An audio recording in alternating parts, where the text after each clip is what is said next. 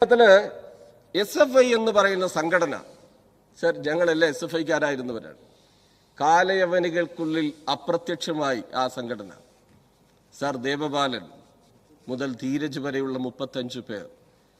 ഈ വിദ്യാർത്ഥി പ്രസ്ഥാനം കേരളത്തിൽ നൽകിയിട്ടുള്ള മൂല്യവത്തായ സംഭാവനയുണ്ട്.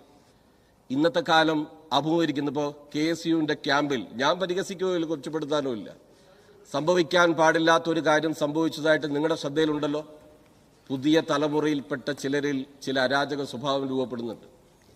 SFI എന്ന് പറയുന്ന സംഘടനയെ ആരെങ്കിലും ഒരാൾ ചെയ്ത തെറ്റിന്റെ പേരിൽ നശിപ്പിച്ചില്ലാതാക്കണോ? ആ അർത്ഥത്തിൽ അതിനെ വ്യാഖ്യാനിക്കണോ? ഇടിമുഴിയിൽ വളർന്ന പ്രസ്ഥാനമല്ല SFI.